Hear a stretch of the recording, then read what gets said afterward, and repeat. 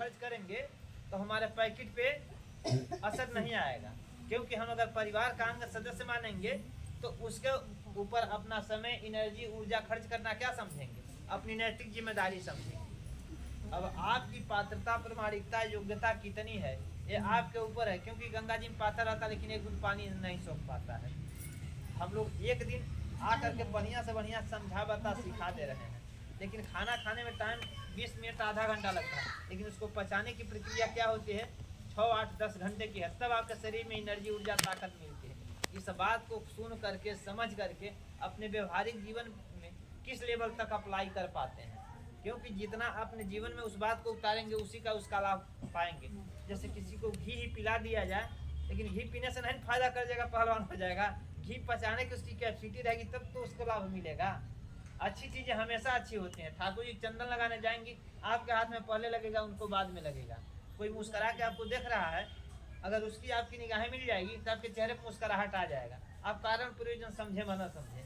इसीलिए कहा जाता है कि 4 वेद 6 शास्त्र में बात मिली है दो, दुख दिन है दुख होता है, सुख दिन है सुख होता है।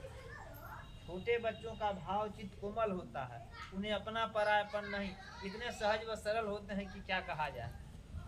तो छोटे बच्चों को कहा जाता है ना भोला भाला। हाँ, भोलेनाथ किसकी संज्ञा दिया गया है? भोलेनाथ किसको कहा जाता है? जो देवों के महादेव हैं, भगवान शंकर जी को कहा जाता है ना। तो सोच लीजिए कि कितनी व्यापकता होती है, लेकिन उस ऊर्जा को जिस डायरेक्शन में आप दिशा देंगे उसी के हिसाब से दशा दिशा का बहुत गहरा संबंध है। बच्चे राष्ट्र के भावी कर्णधार होते हैं। अगर उनके ऊपर थोड़ा अगर आप लोग प्रॉपरली वे में 10 की लाठी एक के लिए बोझ है। जैसे परिवार के सभी सदस्य प्रॉपर वे में अगर गार्जियनशिप में अपनी भूमिका ईमानदारी से निभाएं, यहाँ का उत्तरदायित्व इनको दिया गया है। एक प्रॉपर समय से जो समय सुनिश्चित किया गया है, घर का सब काम छोड़ छाड़ के काज करके जरूर सबसे पहले बच्चों के एजुकेशन पे। इसलिए कहा जाता है ज्ञान व सेनी का दूध है जो पिएगा दहाड़ेगा। बड़े से बड़े कुर्सी, पद, प्रतिष्ठा और अधिकार सब शिक्षा और ज्ञान से ही मिलता है। और आज इस समय को ज्ञान पे, पढ़ाई पे, शिक्षा पे आप लोग ये करेंगे और बच्चों की नींव मजबूत होगी, एजुकेशन फाउंडेशन स्ट्रांग रहेगा, तो बच्चे दूरदृष्टि वाले होंगे, पक्का इरादा वाले होंगे, कड़ी मेहनत वाले होंगे। जो बच्चा नहीं कुछ जानता है वही पढ़ाई लिखाई से मुँह मोड़ता है, भागता है और उसको अच्छा नहीं लगता है। आज जो जिसमें रच बस जाता है, रम जाता है, वह उसकी आदत हो जाती है, उसका फैशन हो जाता है और उसी में वो अपना एक नया मुकाम और मंजिल अर्जित और हासिल करता है। आप लोगों को कहीं कोई भी प्रॉब्लम हो, इसमें कुछ अच्छी आदतें आप लोगों को अवश्य सीखना है जाना है। सबसे पहले तो कोई भी भोज्य पदार्थ, खाने पीने वाली कोई भी चीज़ छूने से पहले क्या करना है, आप लोगों को हाथ धो लेना है, ठीक। और हमेशा धुला हुआ आप लोगों को कपड़ा पहनना है, मैला कुचैला कपड़ा नहीं पहनना है। गंदे पहनने पे भगवान का लिखा संदेश हो कोई पहनना पसंद नहीं करेगा। इसलिए कहा जाता है जहाँ साफ वहाँ आप, जहाँ मैल वहाँ से गए।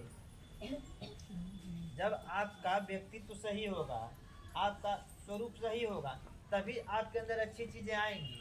नहीं तो आप मैले कुचैले रहेंगे, कपड़ा देखिए, स्वच्छता में परमात्मा का वास होता है। जब कपड़े को फेंक देते हैं तो उसके अंदर की जितनी रेसे हैं उसके सब मैल भूल कर बाहर हो जाएगी, तो उसकी एक एक रेसे की शाइनिंग सामने आ जाएगी और उसका मौलिक कलर दिखता है। आप भी नहा धो लेंगे तो आपके अंदर का जो व्यक्तित्व है उसका निखरा हुआ एक रूप सामने आएगा। तो हमेशा नाखून और बाल हमेशा छोटा रखना है। नहा धो करके ही आप लोगों को भोजन ग्रहण करना चाहिए, कभी भी भोजन पदार्थ। और सो करके आप लोग उठिए तो सबसे पहले जो आपके परिवार में श्रेष्ठ हैं उन लोगों को पहले प्रणाम कीजिए। इससे आप लोगों के अंदर विनम्रता आएगी। ये अच्छे गुण हैं। सो करके उठने के बाद से जो आपके घर में गार्जियन है, बड़े लोग हैं, उनको पहले प्रणाम करेंगे। अगर उनको प्रणाम करेंगे तो हर कीमत पे आपके शुभ चिंतन के प्रति उनका भाव बनेगा, तभी वो आपके ऊपर अनावश्यक क्रोध और गुस्सा नहीं करेंगे, आपको कोऑपरेट करेंगे, आपको और बेहतर बनाने के जो उनका पैकेट एफोर्ड करेगा उतना आपके लिए लगाएंगे। लेकिन जब बढ़िया आप काम करेंगे तभी ना वो बुला रहे हैं और आप दूसरे तक सुन करके भटिया करके भागे जा रहे हैं कि जैसे हम सुनत नहीं हमेशा तनी। तो जब वो क्रोध के आवेग में आएंगे तो क्या करेंगे आपको, तो सोच लीजिए। कोई भी गलत काम आप करते हैं तभी उसका गलत परिणाम होता है। इसलिए कहा जाता है कर भला तो हो भला। हाँ, इसी के साथ मैं अपनी वाणी को विराम देता हूँ और इस कार्यक्रम को पूर्ण मनोयोग से लगे रहिए और इसमें बहुत बेशुमार प्रगति और विकास की संभावनाएं हैं।